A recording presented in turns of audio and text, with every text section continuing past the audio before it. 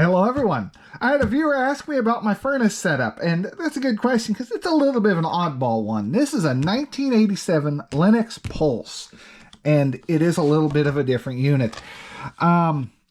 Your new Lennox Pulse gas furnace is a technological wonder. It produces heat like no other furnace. There are no gas burners, no standing pilot, fewer parts to maintain, has built-in safety features, automatically monitor gas flow, ignition, making the Pulse one of the safest furnaces in the industry. So basically what it does is definitely a little bit different. It sucks in, it has a little pulser right here that flaps back and forth, and it sucks in gas and air into the chamber. Here we go. Air and gas enter chamber. And then step 2, spark ignites the initial combustion. Pressure forces combustion products to travel down the tailpipe. And then it re-enters, it sucks more air in and recombusts. And it's doing this at 60 pulses per second. So it's doing that. This whole process 60 times a second. It is just constant. And it works really good because it's bringing in outside air and warming it up and not messing with your inside air. Here's kind of what the inside of it looks like. You got your blower. You've got your little heat exchanger and everything in here. We can go inside the unit and show it to you.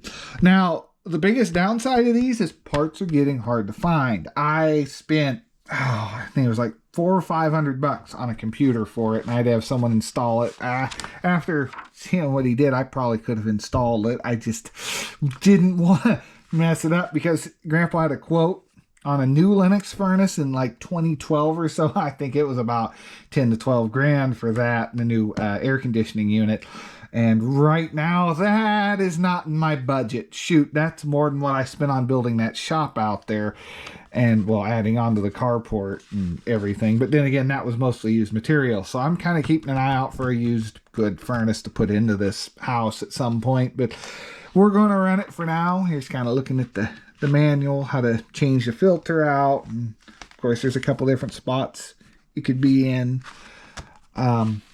Some of them have an oil port on it. Mine does have an oil spot. We can look at that if I can get that side off. I think it's pretty screwed on. We won't mess with that. But basically you have a couple intake exhaust pipes that go through the house. There is a drain pipe for the condensation, and a little bit of troubleshooting on the last page. This did still have the original Lennox thermostat with the mercury switch in it. It's a little bit of mercury floating around in there. And you set it and the mercury kind of heats up and actually tilts the switch in here to click it on. It's got a little bit of a coil to it, but it would flick it on and off. That's a real basic. I am not a HVAC person. I'm sure somebody's screaming in the comments, that's not how that works. To the best of my knowledge, the mercury switch in there kind of heats up with the temperature. It adjusts with it, and it helps coil the spring and kicks it on and off. If I'm wrong, let me know. GSR 14, more instructions on how this thing actually kind of goes together. You know, basic wiring diagram, which actually did come in handy. I had to cross a couple wires to get my air conditioner to work last year. I don't know what's up with that, but now it's where it will switch between heat and cool, and I have no issues with it. I also did upgrade the thermostat because this one was getting very iffy. I don't know if these actually go bad.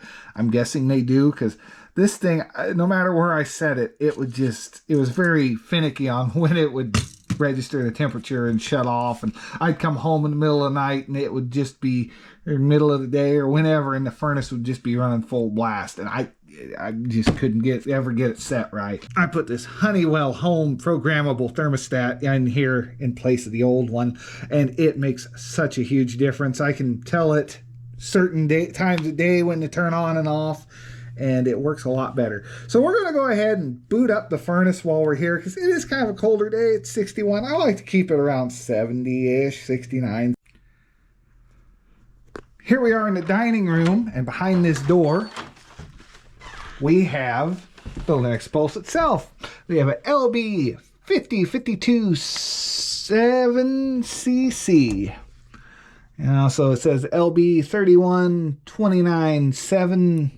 I can't tell what the last one is. Up here we have a humidity controller. I just kind of leave it clicked to on. I'm not totally sure. I've never really messed with it.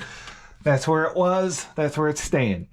Up high we have our vents going in and out where it draws air in and shoots air out. See, inlet, outlet, and those both go. There's inlet, there's outlet.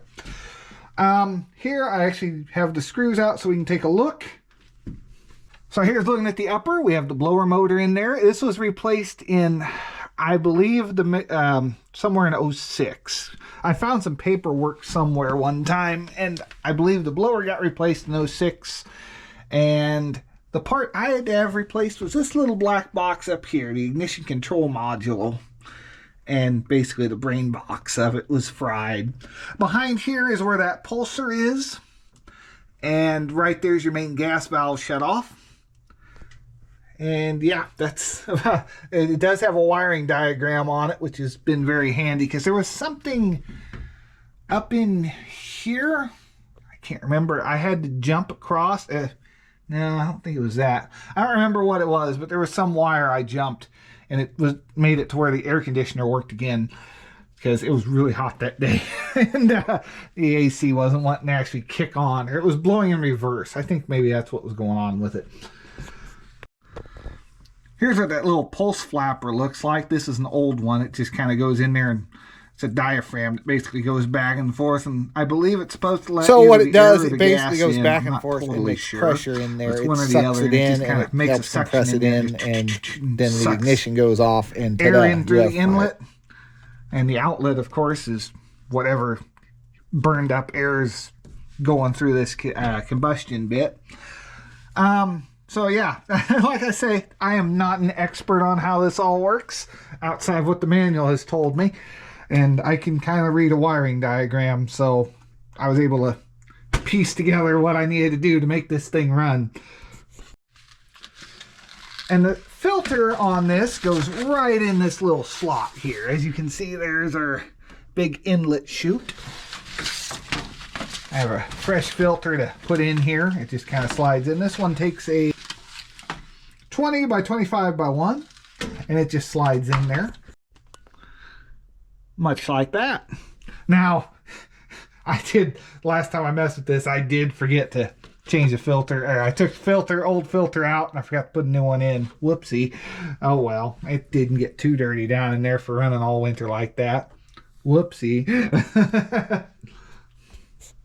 Kind of not used to changing filters out, because at my old house, it used to be a wood stove in the basement, and they put a big box in there with just a giant burner under it, and it had a super tall pilot light on it, but the burner was huge around, and there was no filter or anything. It just updrafted all the heat through all the vents, and it worked really good. It was not great on the gas bill because it was a giant flame running all the time, but it definitely put the heat out. Here alongside the outside wall of it, we have a hood over the inlet right there. I need to get up there and clean that. But Grandpa kind of built this to help suck air in. So we're going to come over here, flip this to heat, and we'll set it to 70.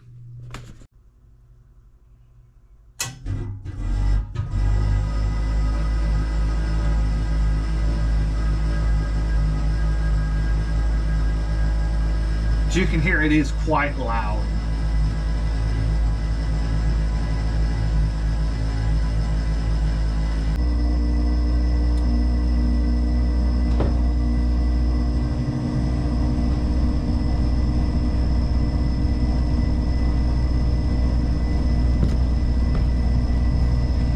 And the blower just kicked on.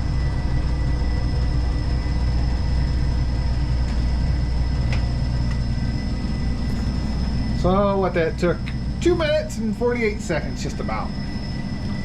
So we closed the door, kinda. And that's about how loud it is from outside.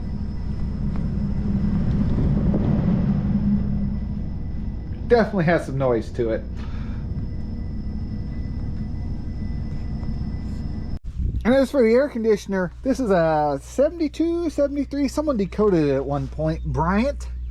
The box has definitely seen better days. He's starting to get some rust, but honestly, it's not bad for being from the 70s. We still got the tag on it. Bryant Air. What do we have for a model? 365. What is that? S7S or 67S. And the only thing I've had to do to this so far, it was have a new motor put in it. That was a universal one. The guy just barely got it in there because this has like 3 arms that come off that bolt onto it, and just lucky enough to have it. Everything is working great with this. It is super cold. I have got no issues with it. Apparently it was good enough that in the 80s Grandpa didn't upgrade it and just bought a furnace. And I'll see if I can insert a clip. Oh, I got a bird trying to build a nest next to my power electrical stuff. That I'm fighting him on that. But yeah, it's really good. I'll see if I can insert a clip of it running. There is a short on YouTube. If I can't, go ahead and look up Bryant past preserver. It is on there of this firing up. It's too cold right now to start.